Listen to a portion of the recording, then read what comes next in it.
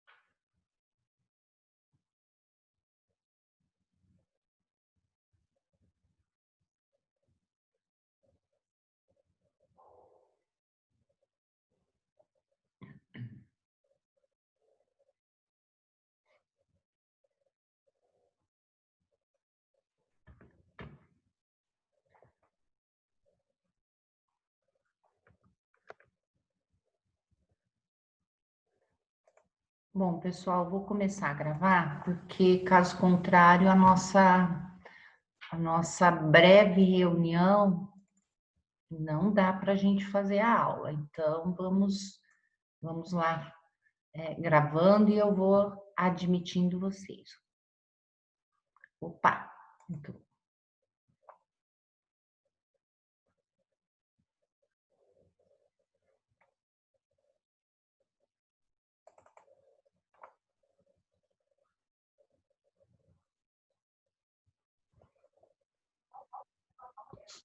Tudo bem, Silvia? Oi, prof, tudo bem? Eu já ia, Ah, eu já ia começar, porque senão é meio compridinho esse aqui, né? Então, aí eu falei assim, eu vou então, começar a gravar para não faltar. sexta-feira passada nós tivemos uma apresentação da Rita e Hã? ficamos com malária. Aí eu falei assim, só falta depois que a gente apresentar a professora Vera falar de malária. Não é, menina? Ô, por que que vocês não pediram para mim para falar alguma coisa? Eu tinha passado alguma coisa para vocês. Nossa, professora, nem pensei, na verdade. Mas não tem problema, deu certo, né? Tá certo, graças a Deus. Ah, então tá bom. Bom, eu vou fazer essa aula então, mas hoje também teria de Toxoplasma gondii, mas uma reunião só não vai dar, tá? Então aí eu já gravo e já coloco lá. Aí amanhã, quando a gente tiver de novo, se acaso vocês tiverem alguma questão para fazer, vocês me peçam, tá bom? Tá bem, professora.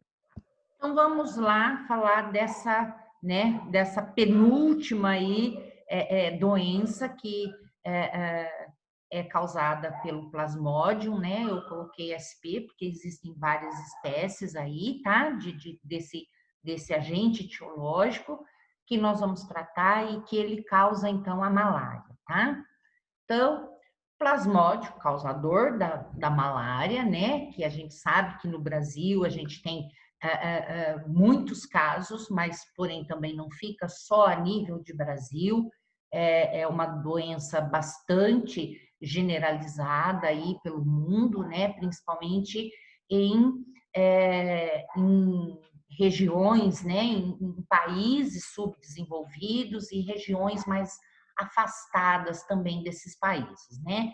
Onde a gente contempla aí também populações mais pobres, mais carentes, né?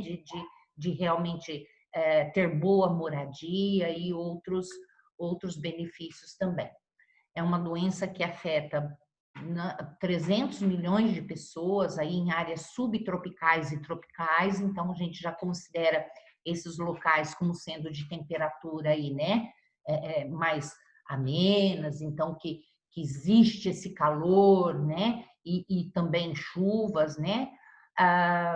1 milhão de mortes para cada ano, e na grande maioria essas mortes ocorrerão em crianças que são mais suscetíveis, né? Muitas vezes não tem esse sistema imune totalmente já produzido, então acabam prevalecendo esse maior índice dentro dessa faixa etária mais juvenil aí, tá? Conhecida como paludismo, febre palustre ou impaludismo também, maleita, né? Quantas vezes a gente já não ouviu falar de maleita ou até mesmo cesão, tá? Mas a gente muito mais conhece mesmo através do nome de malária, né? Que foi primeiramente aí citada na era pré-cristã, então já pelo filósofo Hipócrates, tá? No século XIX, olha lá, que o termo malária, então, é realmente que ele veio, né? Teve essa origem, então, porque antes eram mais utilizados os outros nomes. Já escritores italianos, ó, defendiam que essa doença era causada aí por vapores que existiam em pântanos, né? Principalmente pântanos tiberianos, que eles chamavam de malária, né? Que quer dizer, então, mau ar. Eles achavam que essa doença adivinha pelo ar e não pela picada de um mosquito, então, tá? A partir do conhecimento, então, do ciclo de vida desse parasito, que é bastante importante, né? Então, se descobriu diferentes estratégias de ataque também para essa doença, né? Então, foram propostas diversos projetos e estudos para fazer, então, esse combate de ataque ao mosquito, visando o quê? A interrupção da doença, né? Então, uma das primeiras coisas que a gente nota dentro do parasitismo é achar o vetor e a partir daí combater esse vetor então para que a doença realmente então ou acabe ou então tenha níveis bastante baixos, né? Entre elas destaca-se o Programa de Erradicação da Malária, proposto em 1955 já pela OMS, né? E concentrava, então, em ações verticais, incluindo borrifação de paredes com inseticida, né? Normalmente bastante agressivos, que era o DDT, né? Tratamento em massa com antimalárico de baixa toxicidade, que era a cloroquina, né? Na época já é um remédio bastante antigo também. E esforço mundial para erradicar essa doença, apesar de bem sucedido, olha, em vários países do mundo apresentou efeito limitado em extensas regiões, olha, da África, América do Sul, Ásia, incluindo, né, dentro da América do Sul aqui, a Amazônia brasileira, que a gente tem, assim, uma incidência bastante grande. Parasitos, quem é esse agente etiológico, então, causador da malária? Nada mais é que um protozoário também, né? Então, um organismo de uma única célula, só que é de um filo diferente dos que a gente já tratou, né? Tratamos dos mastigóforos, né? Que tinha lá os flagelados, tratamos das amebas que se locomovem por pseudópodos, e agora é um filo diferente que então a gente vê esse parasito. Esse parasito é do filo apicomplexo. Esse filo apicomplexo, gente, todos, sem exceção, os participantes que estão dentro desse filo são organismos, então, que são parasitos. Todos, sem exceção. Outra característica desse filo também é que esse filo apicomplexo, visualmente, eles não possuem nenhum tipo de locomoção, tá? Então, não vai existir cílios, não vai existir flagelo, não vai existir pseudópodo. Pode existir ali, em algum momento, um arcabouço ali na membrana, né, de proteínas que facilitem a locomoção, mas mesmo assim, em ambientes em que eles já vão estar quase que se locomovendo por si só, como na corrente sanguínea, por exemplo, tá? Bom, Pertence aí, ó, coloquei toda essa classificação, mas o que interessa para a gente é que existem várias espécies, tá? Desses plasmódiums, né? Então, existem muitas espécies, só que apenas 4 vão parasitar o homem, né? As de maior importância, então, e maior incidência, a Falciparum, tá? A Vivax, a Malari e a Ovari, tá? Então, cada uma é denominada de uma forma, que Plasmodium falciparum é a que nós temos de maior patogenicidade, que é chamada pela febre terçã maligna, né? A Vivax terçã benigna, a Malari quartã benigna e Ovale terçã benigna. Por que esses nomes de terçã, quartã, né? Esse é todo um processo que a gente vai ver que durante o parasitismo, então, dentro do seu hospedeiro, ele vai estar relacionado, então, ao período em que ele causa os sintomas, né? Terçã, por quê? A cada 3 dias, então, ocorre as células em que eles parasitam se estouram, tá? Então, é nesse momento, né, a cada 3 dias, então, ocorre essas células, então, explodindo e causando, então, todo um processo aí infeccioso e que acaba dando aqueles ciclos, então, febris, né, onde a pessoa mais realmente fica sintomática, então, pela doença, tá? São obrigatoriamente intracelulares, porque vão estar dentro de células, por isso que é intra, então. Invadem e vão se reproduzir dentro dessas células, então. Humanas, né? Que normalmente serão quem?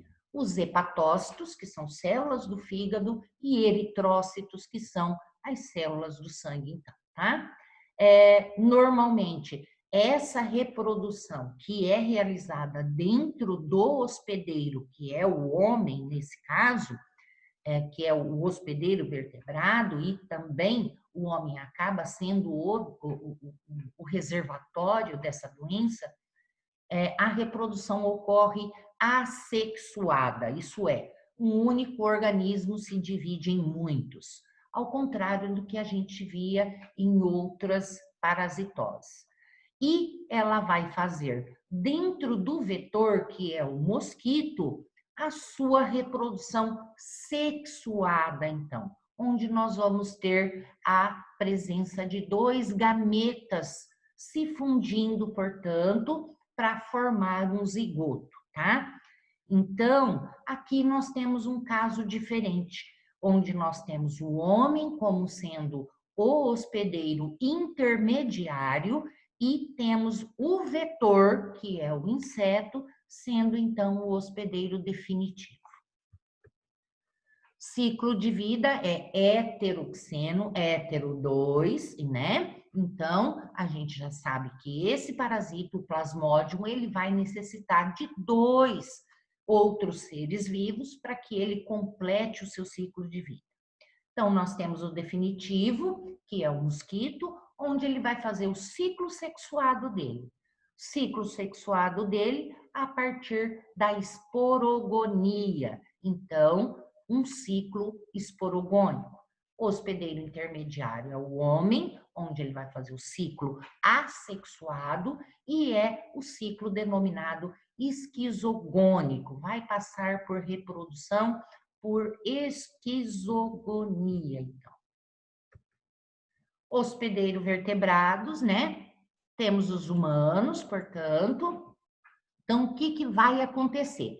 Essa infecção malárica, ela vai iniciar quando esporozoítos, que, né, são a forma infectante, vão ser inoculados, então, nesse ser humano, através de um mosquito vetor.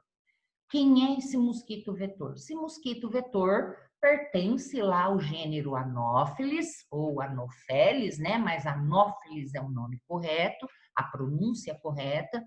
E esse Anopheles, então, vai picar esse hospedeiro vertebrado, que nesse caso é o homem. Então, as fêmeas desse Anopheles vai picar o homem, por quê? Porque ela procura um alimento, ela necessita de sangue, porque ela vai se reproduzir, vai produzir ovos. E esses ovos desses insetos necessitam, portanto, de uma alimentação diferenciada que é encontrada no sangue. A princípio não tem nada, não faria nada na gente um inseto desses nos picar, assim como um inseto ou um pernilongo comum vir nos picar também não faz mal, a não ser o processo alérgico, a coceira e o incômodo. Mas diante de um vetor, de um parasito importante como o Plasmodium, e durante a picada é que vai ser passada, portanto, esse Plasmodium para dentro do corpo humano, então, tá? Então, olha lá, durante esse repasto sanguíneo, eles sairão com a saliva do inseto e podem o quê? Entrar cerca de 15 a 200 esporozoítos em uma picada que o inseto dê em uma pessoa, tá? Então, são inoculados ali abaixo da epiderme, né? Sobre a pele ali desse hospedeiro, porque ele vai perfurar e tentar encontrar esses vasinhos de sangue mais próximos para fazer o repasto. Nisso, essa saliva já tem uma ação inicial que é de amortecer a picada, porque são estratégias, então, que esse inseto ele tem para que a gente não sinta, para que ele possa se alimentar. E com essa saliva, então, esses parasitos são inoculados, então, para dentro do corpo do homem, então, tá? Permanece ali cerca de 15 minutos até que eles, então, alcançam a corrente sanguínea. Esses porozoítos são móveis, então, apesar de não ter as estruturas locomotoras, tá? Então, aqui eu já deixo explicado para vocês que são proteínas aí que vão, né, fazer essa reorganização aí de membrana para que eles tenham, então, uma locomoção, tá? E também relacionado depois a essa fazer com que eles se acabem parasitando mais facilmente as células também, tá? Então, esses esporozoítos, então, gente, ó, podem entrar em células hospedeiras e nelas vão se desenvolver.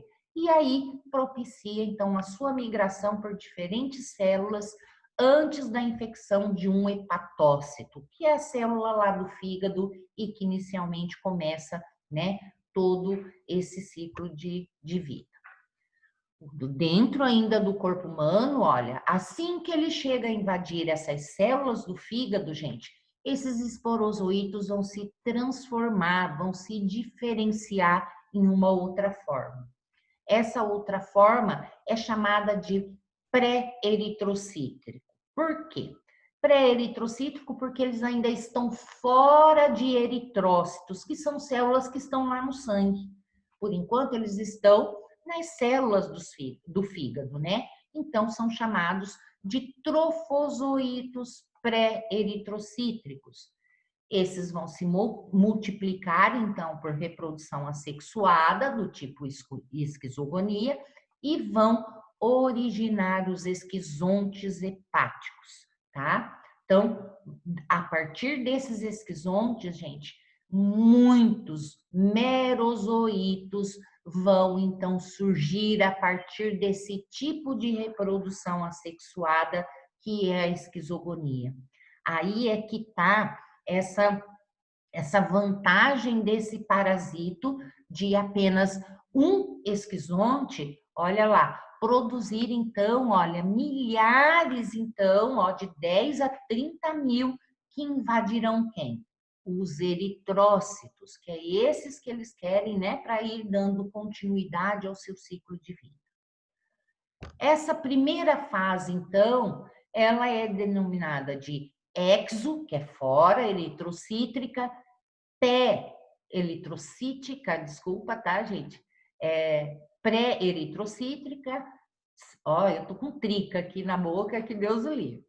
Ou tissular, né? E, portanto, ela vai preceder, é antes do ciclo sanguíneo, então. É o que a gente disse. São, então, trofozoítos pré-eritrocíticos, então, tá? Porque está fora do sangue, fora de eritrócitos. Hospedeiro vertebrado ainda, os merozoítos, então, entram, né? Estão na corrente sanguínea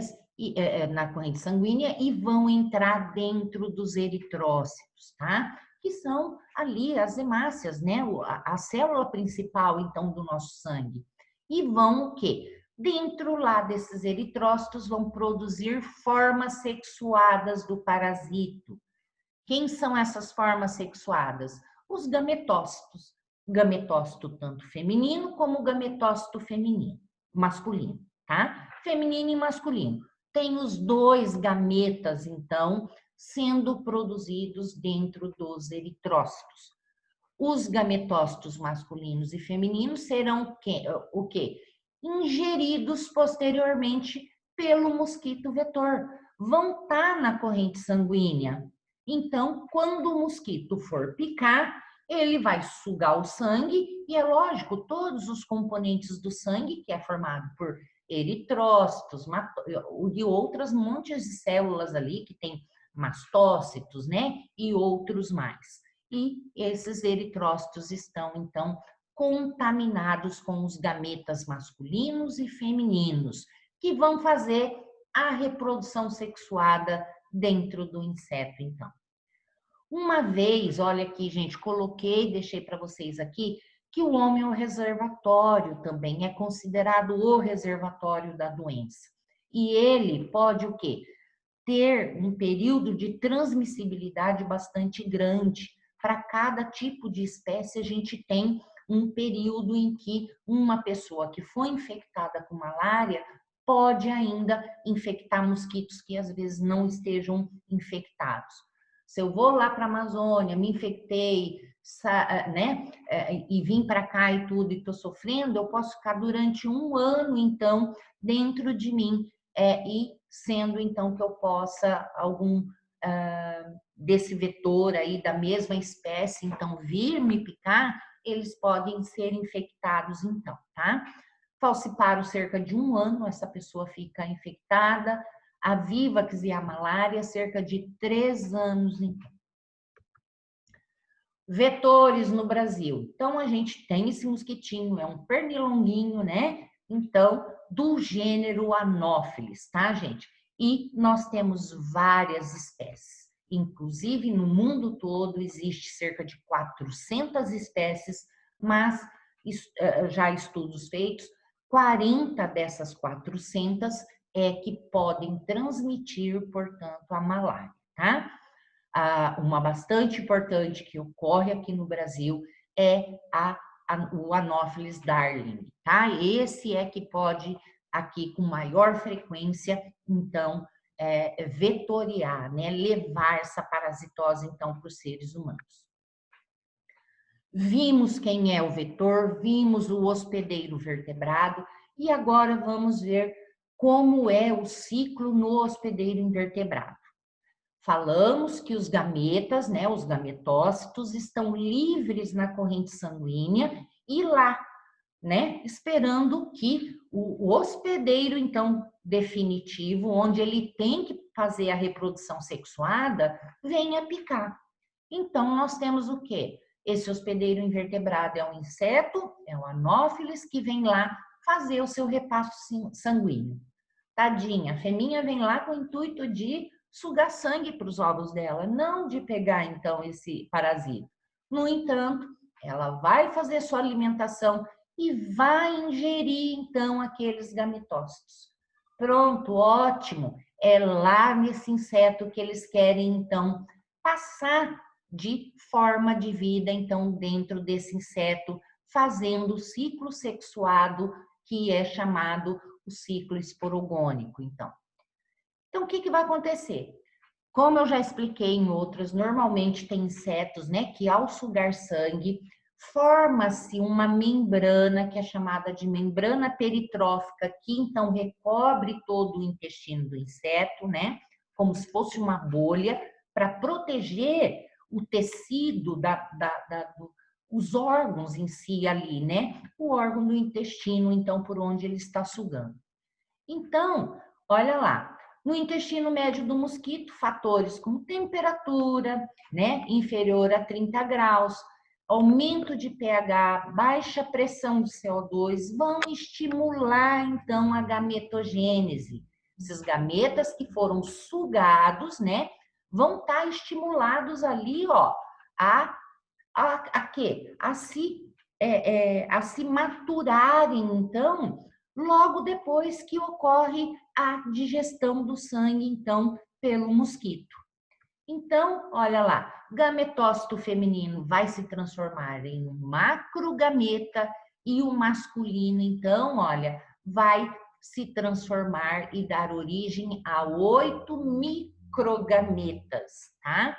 Então, em 20 a 30 minutos, então, após esse processo de ingestão do sangue pelo inseto, a gente, então, ó, tem ali, ó, um microgameta que vai fecundar um macrogameta, então, tá? E vai formar quem? Um zigoto. Dentro de 24 horas após essa fecundação, o zigoto muda de forma e vai ser o quê? Vai passar a ser um oocineto, ou até mesmo chamado de oocisto, tá? Esse oocineto, olha só, ele pode se movimentar e ele vai atravessar essa membrana peritrófica que estava envolvendo o sangue. Então, o que ele vai fazer? Se ele atravessa essa membrana, ele então está em contato com as células do intestino do intestino, do estômago, né? Desse inseto. Então, ele atravessa e vai, então, insistar na camada, então, desse órgão que é ali do estômago, passando a chamar o cisto, então. Ele forma e fica ali quietinho, gente, tá? Logo depois, esse cisto passa por divisão esporogônica e após um período de 9 a 14 dias, ocorre a ruptura da parede desse cisto e vai liberar esporozoítos, então, formados durante a esporogonia aqui. Esses esporozoítos, gente, vão pegar rumo às glândulas salivares do mosquito e aí, assim que esse mosquito for picar, esses parasitos, esses esporozoítos, então, que são os infectantes, vão entrar, então, na corrente sanguínea do hospedeiro vertebrado. Então, olha, aqui explicando como é esse ciclo dentro do mosquito. Ele engole, então, os gametas, tanto masculino quanto feminino, vão para o estômago, esses gametas sofrem maturação, vão formar o zigoto. Do zigoto, logo depois, ele forma o oocineto. O oocineto atravessa, então, essa membrana peritrófica aqui e entra onde? Entra no tecido do intestino, então, nas células do intestino. Logo que ele entra ali na célula do intestino, ele se transforma em oocisto e vai fazer nova reprodução, tá? Aqui nós temos a fecundação e depois aqui, olha, todo esse processo aqui é o que está acontecendo aqui, tá? Logo depois que ele fez a reprodução aqui assexuada, olha, assexuada, ele transforma em muitos esporozoítos aqui e o que acontece? Formado isso, ele vai lá para a glândula salivar, então, desse inseto para ser, então, solto de novo quando essa fêmea for picar um ser humano. Aqui mostrando um oocisto, tá? Em desenvolvimento ali na camada epitelial do estômago ali desse inseto. E aqui já mostrando, então, um esporocisto, né? Um oocisto, que é depois que ele... esse oocisto, então, se abrindo e mostrando todos os esporozoítos, então, formados. A partir daqui, eles vão para a glândula salivar do mosquito, então.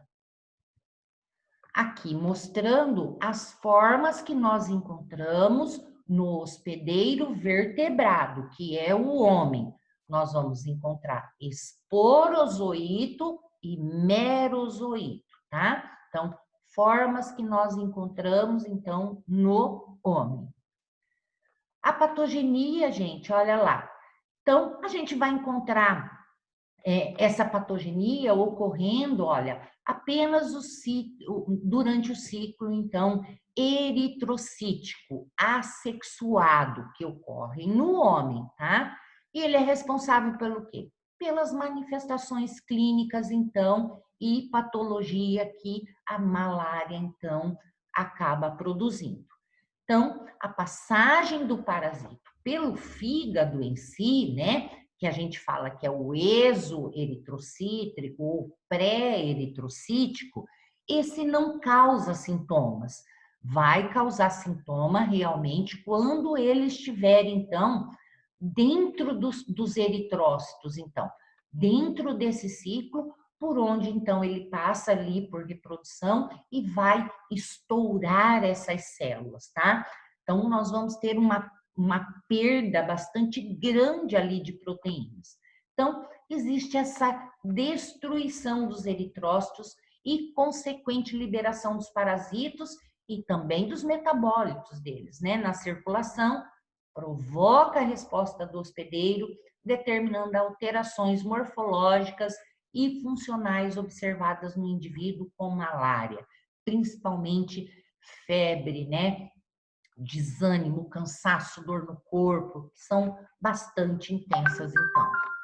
Aqui nós temos de novo apresentando ali, ó, tanto o ciclo no homem, no vertebrado, quanto no invertebrado, tá? 5, o mosquito pica, esses esporozoítos entram, procuram uma célula hepática, a partir da célula hepática eles vão se reproduzir assexuadamente, formando merozoítos. Merozoítos, a gente sabe que eles são antes do eritrócitos, tá? Então, saiu, estão aqui, só que eles vão procurar agora esses eritrócitos. Entram dentro dos eritrócitos, tá? Internalizam e vai passar por um outro ciclo assexuado e vão começar a estourar esses eritrócitos. E aí ficam na corrente sanguínea. Esse mosquito, quando vem aqui, pica esses merozoítos soltos, engole, né, esses merozoítos aqui soltos, engolem eritrócitos já para serem explodidos, né, e que vão passar, então, para formar esses gametócitos que lá dentro, então, do mosquito vão fazer a reprodução sexuada, né? Então, formar o zigoto, vão lá para a parede, forma o cisto, e esse oocisto, então, vai acabar gerando esporozoito novamente. O que é a mesma coisa, tá, gente? Situação, olha, da doença, então, nós temos uma grande prevalência, né? Mais para o norte do nosso país, tá, gente? Na região aqui do Amazonas. Então, algumas em maior grau, como vocês podem ver através do mapa, né, e da legenda, então. A gente tem ali entre Acre, Amazonas, Amapá, Pará e Rondônia, onde a gente vê maior intensidade, então, dessas doenças, tá? Principalmente, olha, causadas pela falciparum. Então, de 100% que ocorre, 24% da falciparum, que é a mais maligna, então, né? Temos também, né, ocorrendo de forma generalizada no mundo aí, na América, Ásia, África, Oceania, então, sempre em regiões, então, com maiores necessidades, tá? Patogenia, olha, os mecanismos determinantes das diferentes formas clínicas, então, das doenças vão se basear na alteração dos seguintes fenômenos patogênicos. O ciclo eritrocítico, então, que é onde esses sintomas aparecem e, consequentemente, a patogenia junto, né? Diante dos metabólitos, diante da perda, portanto, de eritrócitos, né? Então, a gente tem esse ciclo eritrocítico, então, como um fator aí causado pela malária, né? Então, destruição desses eritrócitos, então, que foram parasitados. Toxicidade, né? Resultante da liberação das citocinas, esses sequestros de eritrócitos parasitados na rede capilar, olha, também acaba fazendo com as células parasitadas se aderem à parede endotelial dos capilares, das veias e de órgãos vitais como cérebro, coração, fígado, rins e intestino. Lesão capilar, olha, por deposição de imunocomplexos, né, principalmente do Plasmodium malari, tá? Então, que acaba trazendo uma permeabilidade desses capilares. Ficam muito finos, muito expostos a passar produtos através, então, dessa parede dos capilares. E isso faz com que se perca muita proteína, então. Esses capilares glomerulares estão lá nos rins, gente, tá? Então, acaba, né, o rim tem esse papel de filtração e aí vai para onde? Vai ser eliminado através, então, de tudo o xixi, então vai ter uma perda enorme, então, de proteínas através dessa passagem, então, através dessa fragilidade, então, dos capilares, tá? Ciclo hepático, só lembrando de novo, ele não causa, então, sintomas. Então, muitas vezes só vai realmente se saber que está com a malária quando se tem, então, as crises. Quais são os sintomas? Sintomas, então, vão aparecer essas febres intermitentes, né? Calafrios, dor de cabeça, dor muscular também, né? A malária severa, olha, vai trazer essa anemia severa, já que também a gente vai estar com perdas de proteínas, tá? Choque, perda de consciência, estresse respiratório, malária cerebral, forte cefaleia, hipertermia, vômitos, sonolência. Em crianças podem ocorrer convulsões e o paciente evolui para um quadro de coma, né? Naqueles casos em que a gente tem, então, aqui, olha, até mesmo, então, essas células parasitadas aderindo e atingindo órgãos, então, importantes, tá? A malária que eu coloquei, né, e como a gente viu no início, né, que provoca febre terçã, já tá, então, esses quadros clínicos aí, a gente pode descobrir de quanto em quanto tempo, essa periodicidade de sintomas, né, que está na dependência do tempo de duração desse ciclo em que eles ficam estourando, então, os eritrócitos, que está naquele momento da última reprodução dentro do hospedeiro intermediário, que é o homem, tá? Então, ele muda de 36 a 48 horas, então, fica ali aquelas reações, né? Aquelas febres, então, né? O Vivax de 48 horas, em torno de 48 horas, o Vale em 48 horas e o Malari de 72 horas. Por isso que é quartão, 4 dias, então, tá? No caso de mais de um ciclo, no mesmo hospedeiro, o acesso malárico pode ser, então, diário, né? Então, pode ser muito mais prolongado esses dias, então, de sintomas também, tá? De quadro clínico aí realmente apresentado. Aqui, gente, deixei algumas coisas para vocês sobre o desenvolvimento, né? Do tempo aí que eles requerem, uma semana para o Falsparo e para o Vivax dentro do fígado para fazer todo o processo daquela primeira reprodução, que é pré-eritrocítrica, né? E cerca de 2 semanas para o malari, tá? Deixa eu ver aqui se tem mais alguma coisa aqui. Mas em geral aí os períodos mesmo em que eles vão fazer esse desenvolvimento ainda no fígado, tá? Não vou ficar pegando muito em cima disso, não.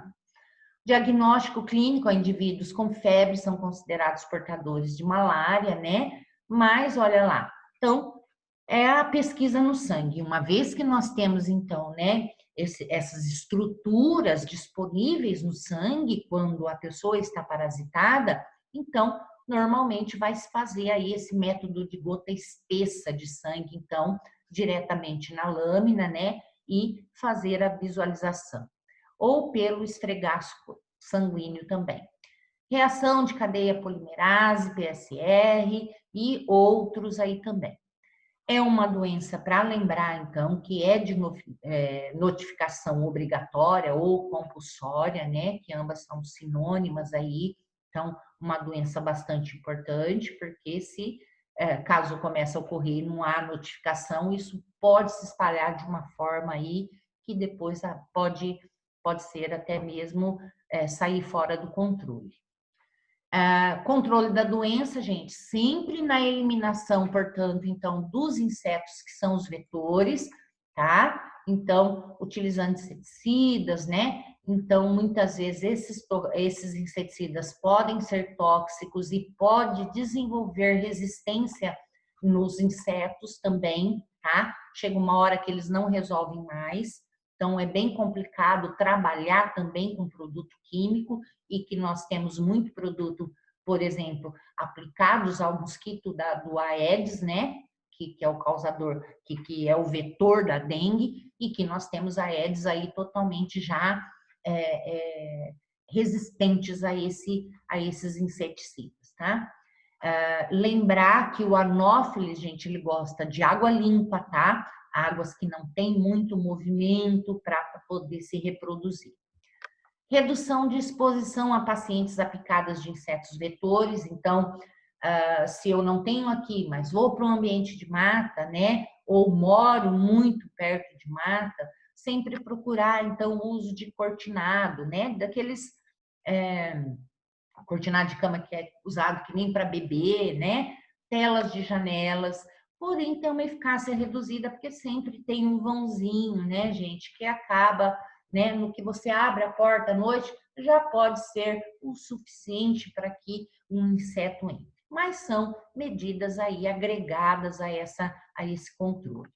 Uso de antimaláricos como fim profiláticos, né? Desenvolvimento também, olha, de resistência pode haver também. Útil para viajantes, né? Viajantes que vão fazer as suas primeiras viagens para locais. Ele tem uma ação, então. Desenvolvimento de vacinas antimaláricas, olha, todas ainda ficaram em testes e porque promove uma proteção muito curta, tá? Então, às vezes não acaba não funcionando. Por isso que a gente não encontra vacina para malária. A gente encontra para febre amarela, que a gente tem no postinho e toma, né? A cada um período de tempo ou a cada vez aí, dependendo do espaço que a gente dá, quando a gente vai visitar uma zona em que tem incidência grande, então. Tratamento, ó, a transmissão natural da malária do homem vai se dar quando esse mosquito, então fêmea, vir, então parasitada e picar o homem, tá? E vai sair, então, esses esporozoítos pelas glândulas salivares, então, tá? Abolir o ciclo de reprodução sanguínea responsáveis pela manifestação. Então, a gente tem que, né, realmente, uma das coisas que a gente tem que acabar aí controlando é esse vetor mesmo. Em relação ao tratamento, ó, visar reincidivas da infecção, eliminar os gametócitos afetando a cadeia de transmissão, porque são os gametócitos que vão e que fazem a reprodução sexuada, né? E que acaba dispersando por uma população de seres vivos que são os insetos, que é bastante eles têm um processo de expansão deles, né? E de atuação sobre vetoriar esses parasitos, que é bastante grande, tá? Então, uma vez que a gente elimina, então, essa fase de vida aqui, olha, já é bastante